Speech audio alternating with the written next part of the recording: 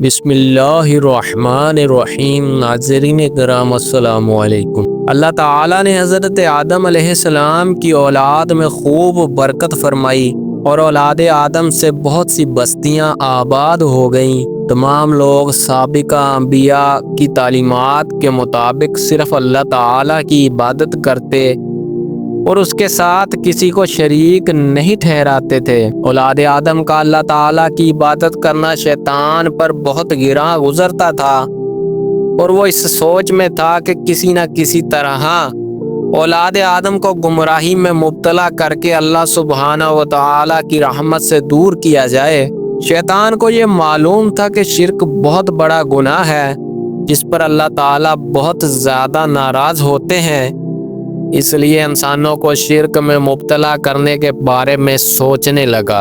آخر کار اس نے قوم نوح میں سے جو نیک لوگ فوت ہو چکے تھے ان کے نام پر شرک کو رائج کر کے لوگوں کو سیدھی راہ سے ہٹا دیا۔ ناظرین محترم، فرمان الہی ہے اور انہوں قوم نوح نے کہا، اے لوگو، تم اپنے خود ساختہ معبودوں کو ہرگز نہ چھوڑنا۔ تم ود، سواع، یغوث، یعوق اور نصر بتوں کو نہ چھوڑنا۔ ناظرین کرام، حدیث رسول اکرم صلی اللہ علیہ وسلم ہے، حضرت عبداللہ بن عباس رضی اللہ تعالی عنہ فرماتے ہیں، قوم نوح میں شرک کی ابتدا اس طرح ہوئی کہ ود، سواع، یغوث، یعوق اور نصر، یہ پانچوں افراد قوم نوح میں نیک لوگ تھے۔ جب یہ وفات پا گئے تو شیطان نے ان کی قوم کے دل میں یہ بات ڈالی کہ تم ان کے بیٹھنے کی جگہوں پر ان کے ناموں کے مجسمے بنا کر رکھ دو تاکہ انہیں دیکھ کر تمہیں اللہ کی عبادت کا شوق پیدا ہو۔ چنانچہ قوم نے ایسا ہی کیا۔ پھر جب یہ مجسمے بنانے والے مر گئے تو ان کے بعد آنے والے لوگوں نے لا علمی میں یہ سمجھا کہ ہمارے باپ دادا انہی مجسموں کی عبادت کیا کرتے تھے، بس انہوں نے ان نیک لوگوں کے مجسموں کی عبادت کرنا شروع کر دی۔ اس طرح ان کے درمیان شرک پھیل گیا۔ ہم نے حبشہ میں ایک خوبصورت گرجا گھر دیکھا جس میں انبیاء علیہ السلام اور نیک لوگوں کی تصاویر تھیں۔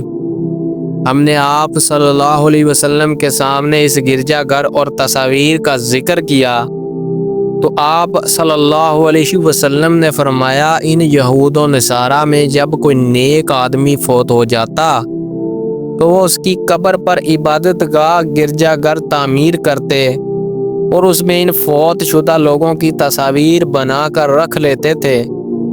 قیامت کے دن یہ گمراہ لوگ اللہ کے نزدیک بدترین مخلوق ہوں گے۔ ناظرین کرام، جب قوم نوح میں 5 نیک لوگوں کے مجسموں کی پوجا عام ہو گئی اور لوگ اللہ تعالیٰ کو چھوڑ کر بتوں مجسموں کی پوجا کرنے لگے تو اللہ تعالیٰ نے اپنے بندوں پر رحمت فرماتے ہوئے انہیں سیدھی راہ پر لانے کے لیے انہی میں سے ایک بندہ حضرت نوح علیہ السلام کو نبی بنا کر بھیجا۔ جب آپ علیہ السلام کو مبعوث کیا گیا اس وقت آپ علیہ السلام کی عمر 50 سال تھی۔ ناظرین کرام، فرمان الہی ہے، یقیناً ہم نے نوح علیہ السلام کو ان کی قوم کی طرف نبی بنا کر بھیجا اور ان سے کہا کہ آپ اپنی قوم کو ڈرائیے اس سے پہلے کہ ان پر دردناک عذاب آ جائے۔ رسول اکرم صلی اللہ علیہ وسلم نے فرمایا، لوگ محشر کے میدان میں نوح علیہ السلام کے پاس بھی جائیں گے اور کہیں گے، اے نوح، آپ زمین والوں کی طرف بھیجے جانے والے پہلے رسول ہیں۔ اللہ تعالیٰ نے آپ کا نام عبد الشکور، شکر گزار بندہ رکھا، آپ ہماری شفاعت فرمائیے۔ حضرت نوح علیہ السلام یہ کہتے ہوئے معذرت کر لیں گے، اللہ تعالیٰ آج بہت زیادہ غصے میں ہے، اس سے پہلے کبھی اتنے غصے میں نہیں آئے تھے اور نہ ہی بعد میں آئیں گے۔ ناظرین محترم، جب اللہ تعالیٰ نے حضرت نوح علیہ السلام کو نبی بنا کر بھیجا تو انہوں نے اللہ تعالیٰ کے حکم کے مطابق سب سے پہلے اپنی قوم کو اللہ تعالیٰ کی توحید کی طرف بلایا اور وہ لوگ اللہ تعالیٰ کے ساتھ جنہیں شریک ٹھہراتے تھے ان کی عبادت کرنے سے منع کیا۔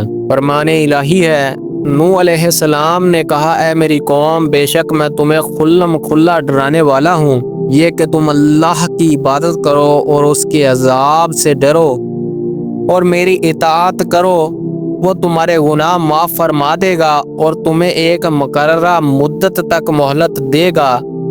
بلا شبہ اللہ کا وعدہ وقت مقرر جب آ جاتا ہے تو اس میں تاخیر نہیں ہوتی۔ کاش کہ تم یہ بات سمجھ لیتے۔